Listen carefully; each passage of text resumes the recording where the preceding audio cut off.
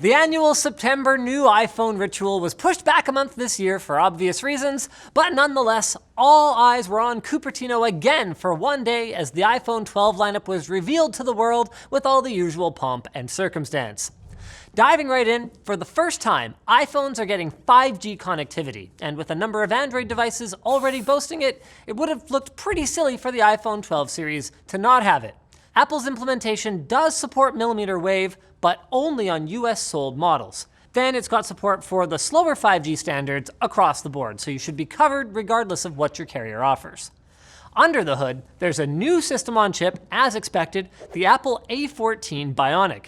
Now, it doesn't bring much in the way of new features, but you do get a pretty sizable generational performance boost, and interestingly, it's the first commercially available chip that I'm aware of on the 5nm process from TSMC, which should mean a more powerful phone without sacrificing battery life.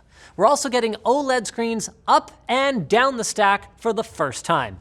Even though the iPhone 11 base model was positioned as a high-end smartphone compared with the rest of the market, Apple went with a more traditional LCD display. Not so with the iPhone 12, whose screen is not only OLED, but even boasts 1200 nits of peak brightness for HDR content consumption. On the subject of HDR, the iPhone 12 also supports recording with Dolby Vision, making it the first mobile phone capable of doing so. Of course, that isn't to say that it's going to be a replacement for professional-grade cameras. It's just that with HDR-compatible monitors and TVs becoming more common, and the ability of YouTube to support HDR uploads, it could be that the iPhone is the thing that finally pushes HDR into the mainstream. It's going to be real handy for content creators.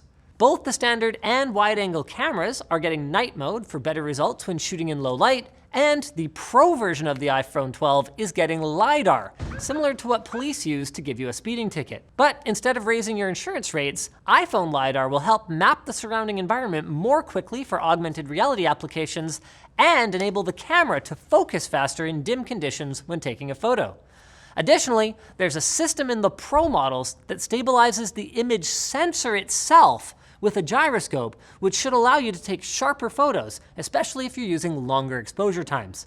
Previously, the iPhone's optical image stabilization worked by moving the lens. It's also important to note that the base iPhone 12 and the new iPhone 12 mini are pretty much the same phone with the same features, with the mini just being, you guessed it, smaller.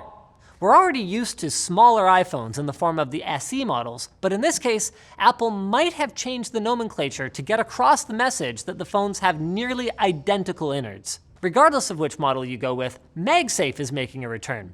You probably remember Magsafe chargers for Apple laptops from a few years ago, where the magnetic contact mechanism would prevent damage to the computer or to your body if you tripped over it. But while laptop Magsafe has been phased out in favor of USB-C, now it's back on the iPhone 12 series as a wireless charging mechanism. And Apple has already promised that there will be third-party Magsafe accessories as well. In less welcome news, the iPhone 12 is keeping the Lightning connector, dashing any hopes that we'll finally be seeing an open connector standard on iPhones, at least for one more year. So is all of this enough to lure you in for an upgrade, or are you going to stick with your old device? Let us know down in the comments, and remember that the iPhone 12 doesn't come with a charging brick, so you'll have to pick one up for yourself. I wonder if an Apple-produced self-driving car with optional add-on brakes is going to be far behind. What do you think, Brandon? iCar? Yeah, sure. You know what else isn't too far behind? Pulseways virtual quiz night on October 29th at 6 p.m. Eastern.